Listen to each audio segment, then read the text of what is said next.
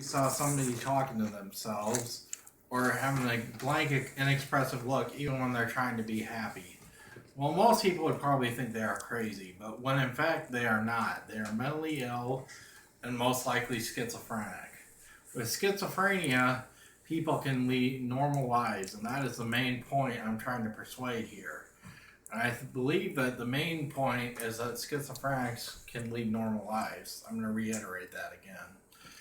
According to the National Institute of Mental Health, schizophrenia affects 1 in 100 people. So just imagine that you're out, every day you go out, you probably go to a mall. One of those people would probably have schizophrenia.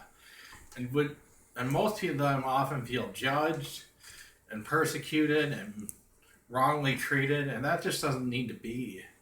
According to my statistics, many don't even want to seek diagnosis even when they know they have the problem.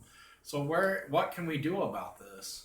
The number one thing I think we can do is to educate. If we educate people on schizophrenia, then they can get the treatment that they so desperately need, and they can lead a normal life. We also must create more facilities for the schizophrenic to go to when they are not feeling well.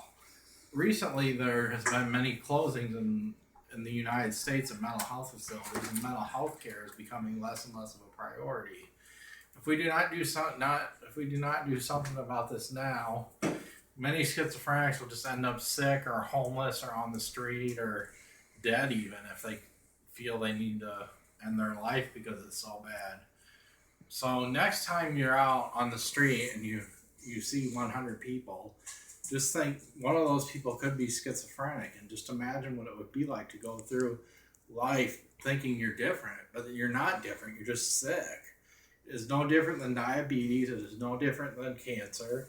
It is just an illness that affects 1 in 100 people that causes neurological problems resulting from genetics and predisposition and environmentals in your environment.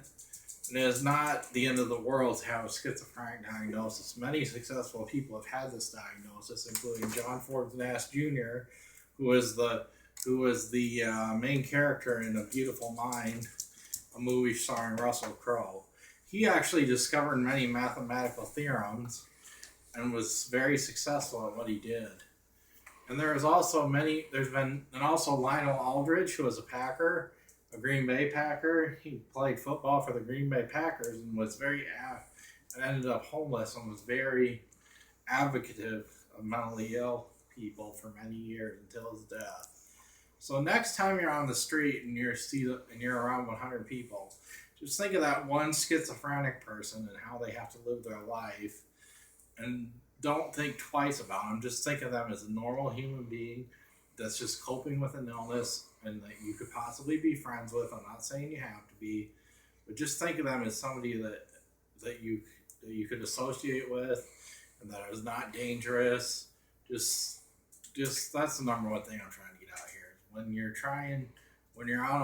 you see those 100 people, just think of that one person with the illness that could have the illness, and just think of how hard life must be for them.